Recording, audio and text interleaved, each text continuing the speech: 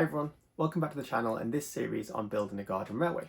In the previous videos I talked about the track planning and the construction of the groundworks itself, and now I want to move on to talking about the power and control. My original plan was to do this in one video, but actually I realised there's quite a lot of content in this, so I'm going to break this into two separate videos. If you haven't already watched the first video where I cover the wiring, infrastructure and accessory lighting, there's a link up here to do so, because in this video I want to talk about the track power and control itself, and it builds on a lot of the things I spoke about in the previous video. If you're enjoying this series and you haven't already, I'd really like to ask you to like and subscribe. It really means a lot to me and it does help the channel grow. With that said, let's get this video started. So now let's get onto the meat of this video, and I think that's going to be the track power itself. There's probably going to be two ways to divide this up. One's going to be about powering the track itself, and the second one's going to be about controlling the layout. So both the locomotives and all the accessories. So let's talk about powering the track itself. So there's three main ways that you can power a garden railway. I use track power, and what track power means is that the electricity is conducted along both rails and into the locomotive. The other option you can use is battery power, where either in the locomotive or in a wagon behind it, it's a battery which gives power to the locomotive. And then the final option is live steam, where, much like with the real thing, you burn some kind of fuel that create heat, which then heats water, and you use that pressure to convert that into energy. On this railway, I use track power. Now, this is one of those eternal debates in the community where you'll ask 10 different people and you'll get 11 different opinions on what you should go for.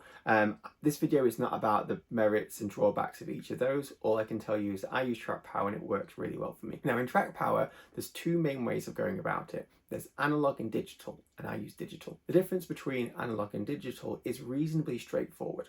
So with analog, essentially you put voltage into the track, that it goes along the rails, into the locomotive, through the wheels and to the motor.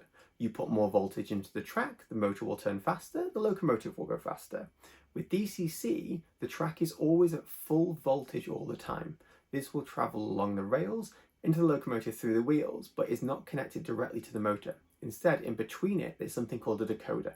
Now, the decoder always is at full power, and will listen to digital signals that also come along the rails to understand how much voltage that decoder should put into the motor.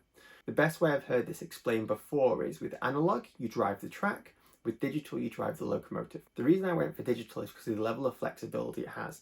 In some ways, it makes the wiring of the layout more straightforward because you don't have to isolate different sections of track so you can stop certain trains running where other ones are moving.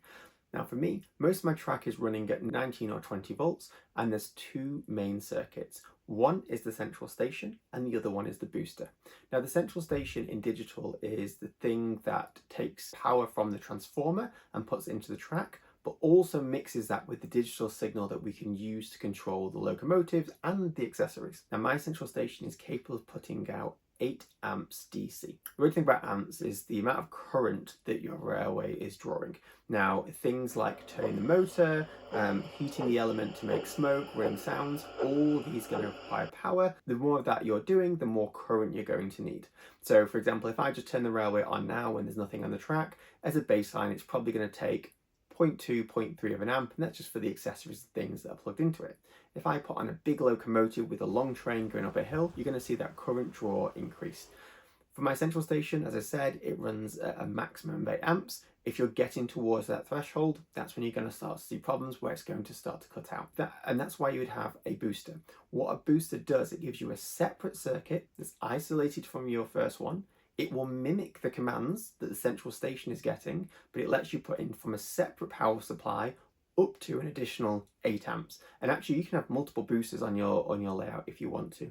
The only thing you have to make sure you do is the track that's powered by the booster is separate from the central station, and then there's a kind of an information cable that you put between both of these. If that sounds really complicated, I can assure you it's not. It's essentially a way of being able to put extra power into your layout if you've got more locomotives running. If you just want an indicator about how much power a locomotive is going to draw, my collection is primarily LGB, and I can tell you an LGB single motor, and a lot of the locomotives have two, so you should double check this, but a single motor under load will generally draw between half an amp to 1 amp. 1 amp is probably if it's going uphill and has a longer train behind it. If an LGB locomotive is drawing more than 1 amp per motor, I would definitely do a little bit of maintenance. For me, that's the top ends of my experience. But also remember, a locomotive might be doing other things like running sound, particularly if it's louder, and heating the heating element to make smoke, All of these things are going to add on to the amount of current that an individual locomotive is going to be drawing. That's actually one of the main reasons that I added the power monitoring board, so I had that level of observability. Now, in terms of digital control systems, there are lots of options out there. One thing to be mindful when you're looking at them is the amount of voltage that an individual system can take. If you've got experience with some of the smaller scales, they can often run at a lower voltage. For garden scale, for G scale, you're probably looking at something that can go up to 24 volts, probably from a minimum of 18. We'll either need a higher voltage and have a higher current draw, so you don't want to risk your system by using something that's a little bit underpowered, so make sure you check with your manufacturer. I use the Xion MZS Pro and the associated booster. There's a few reasons that I went for this. One is I was only starting to learn digital. I didn't want to make a massive investment. The digital systems can get very expensive very quickly. There's not to criticism, there's a lot of complexity in there, but this one for me was a way to dabble my toes in, and I've been really happy with it. The second reason that I went for this is it also allowed wireless functionality. So this system connects to your home Wi-Fi network, and the controller that I use, and I'll talk more about control later on, can also connect to the home Wi-Fi. What this means, I can walk around the garden, and so can my friends, because we have multiple controllers, and we can be close to the layout as we're operating it. This means that we're not constrained to a certain room or a certain control panel to operate the layout. As I mentioned, there are a number of the systems out there. I can't talk to the benefits or drawbacks of any of them. I'm only walking through my experience in terms of how I set up my garden railway. So we have these two circuits, one for the central station and one for the booster. So how does this actually translate into the layout implementation itself? Well, the layout has 7 different power districts. Now, all a power district is a section of track that is completely electrically isolated from the next section of track. So we use plastic rail joiners, which means that the 2 rails are aligned, but electricity cannot get through from one section to another. Now, there's a few main reasons that I do this. One of them is you have to be able to isolate the central station from the booster. It's okay for locomotives to bridge this gap temporarily as they're moving over it, but it's not something that you can do on a continuous basis. Now, there's another 2 places where it's got a special use case, which is the reversing loops. So there's 2 reversing loops on this layout. Now, a reversing loop introduces a little bit of technical complexity because essentially it creates theoretically a short circuit. So in this section of the layout, if you imagine the outside rail being positive, it comes all the way around back, and as it comes back through the point, the positive rail meets the negative rail, and this will cause a short circuit. So what we do here is we isolate this section. This creates another one of our power district. Instead of the power going straight into this section of track, it goes through a special reversing loop module. Now what this module does is as a train bridges this section, and as it's about to cause a short circuit, it inverts the polarity on the rails, meaning the locomotive can carry on. There are some limitations with this. So the main one being you can only have 1 locomotive in the reversing loop at any one time, but as you can see from the track plan, that's not actually a major problem. Now on the lower line, we've got an extra 2 power districts where we separate the north side of the layout from the south side of the layout. The only reason I've done this here is to make it easier to troubleshoot. I know where the feeds in each of these sections go in, so if there aren't any problems with the conductivity, I can quickly isolate the point from where the locomotive has stopped working all the way back to where the power is entering that section. The final power district is actually here in the garage, and it's the storage tracks that exist under the workbench. So that's it with power districts. Essentially, there's a couple of main reasons to do it. Either very hard functional requirements because you have special setups like a booster and a control center, or things like reversing loops, but they're also really beneficial just for helping you narrow down where there might be problems. One of my future jobs to do here is actually add switches to each of the junction boxes that would let me turn each section on and off should I ever need to identify a fault, but that's a future job. In terms of getting power from the junction boxes or the main bus wires, these run out on feeds that go from there directly to the track. I've done my best to hide them, so I've used small hoop connectors that I solder together and then connect directly to the rail clamps, ideally in places that are mostly hidden.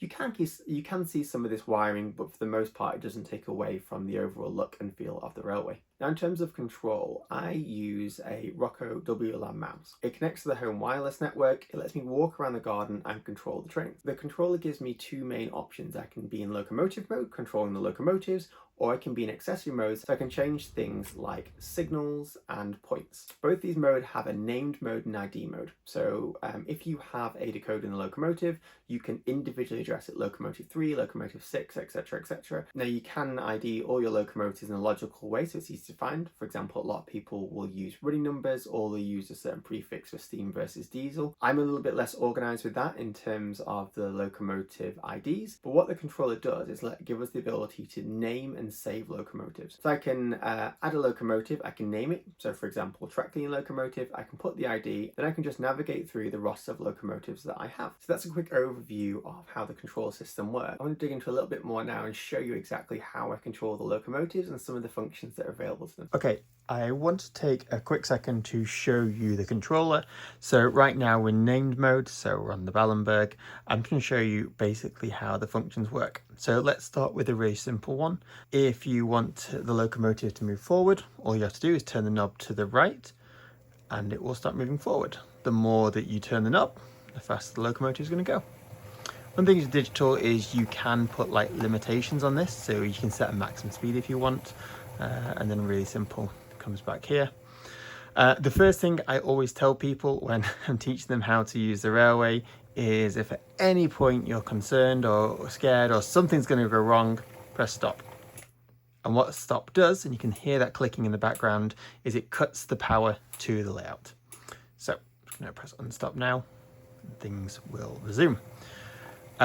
Same way, if you want to take the locomotive backwards, I can turn it to the left and it will roll backwards. You'll notice when I give it a command, there's a small delay, and this just sort of accounts for braking distance. Now, along with being able to control the direction of the locomotive, there's different effects. The basic one is lights. So if I turn the lights on, you'll see at the moment there's only one light on. That's because it was in reverse. If I set it to go forward, you'll see all the lights come on. And then I can stop it. So one of the great parts about doing this is the sound effects. Sound effects for this loco, I think, is number 6. So you can hear the sounds in the background, and what will happen is those sounds will start to match the speed. So if I turn the speed up, you'll hear that making noise.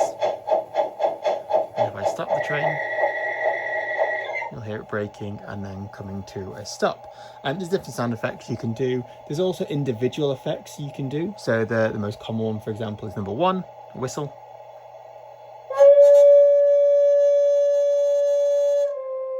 Which is fairly loud. And then you've got the other kind of effects you can get as well. So if I press number 3, what will happen is the smoke generator will start running. It takes a few seconds to start to heat up. Can probably just start to see the effect coming out now. And the pretty cool thing about this one is it's tied to the speed.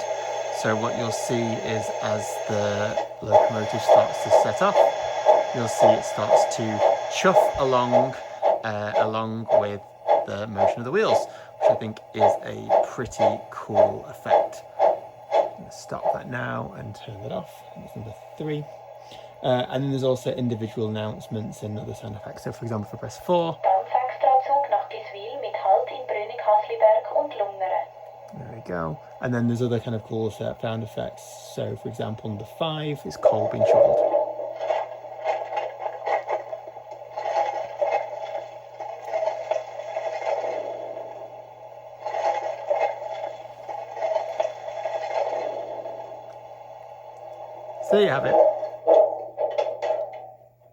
So there you have it. Depending on the locomotive, you can have lots of different features and functionality. So for example, on electric locomotives, you may have the pantographs being able to go up and down remotely controlled. There's other things like being able to turn the cab lights on and off. And then on one of my locomotives, also have the ability to couple and uncouple using the remote uncouplers, which is a pretty cool function.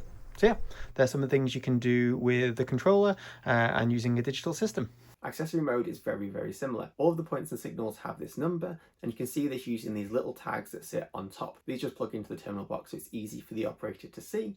They simply put the ID number into the controller and then use the left or right button to set if they want it to be divergent or straight on. What this controller also lets you do is set up to 10 routes. Now, the way to think about a route is it's a saved list of switches in a certain direction. So if I have points leading into one of the platforms, so take platform 3 at Steinhaus Station, I know that if I want a train to be able to run through that, I need to change 3 different points. What a named route lets me do is set each of the points and the direction I want them to be set, so either left or right. So when I go to that route and press OK, it will make all those changes for me, so I don't have to individually go check the point, check the ID number, set it, and then move on and do the other two. It's just a little bit way of making operating the layout a little bit easier. I'll be honest, it took me about a year and a half to actually start using it. I thought it was a little bit redundant, but once I added it to one of the controllers, I very quickly realized how useful that is, and I would highly recommend it to anyone who wants to do it. I'm going to do actually a deep dive video at another point where I dig into the different options and different settings that you can get on the WLAN mouse, because it's one of those things that's really straightforward to get using, but actually offers a lot of functionality. So look forward to that in a future video. Now let's talk a little bit about the equipment for the accessories. So much like the locomotives have the decoders so they can individually be addressed, so do our accessories, and these are called accessory decoders. These are a little bit different. Normally they have multiple outputs, so they take a feed in from the bus wire or from the track power, and they can have 1, 2, 4, 8, even more connections. These will go to things like your switches or your turnouts, as well as your signals, and can either set them to left or right. But some of the more advanced ones will let you do things where you can set it back to something automatically or respond to different contacting points. I primarily use ones from MD Electronics. For these accessory decoders, they're wired straight into the bus wire, and then a wire from the decoder to the individual switch motor or signal motor that sits next to the accessories. For the most part, these are just solenoids, so the polarity is put in one way, it will fire one way. If you try to switch the other way, it will invert the polarity and it will go the other way. This is fairly standard equipment, and for the most part on my layout, I use LGB point motors. They are fantastic outside, they're fairly hardy. I've had a handful fail, but often it's a case of just taking them up, giving them a bit clean, checking them out, and then putting them back again, and they'll be working again in no time. I do have a couple of switch motors that I'm trying a little bit different, and these are servo driven. So instead of getting a hard thud as they move left or right, these are a lot more slow throwing, so a little bit more prototypical. I've got one from Massive and two from Mzion. These are pretty good. You can wire them straight into track because they have a decoder built into them. But I said the majority of the layout is using LGB point motors. Well, I really hope you've enjoyed this video. The next one I'll be working on is buildings and scenery, where I'll talk a little bit about how I've tried to bring the railway to life. If you've enjoyed this video and you want to keep up to date with the series, I'd really appreciate a like and subscribe. But bye for now.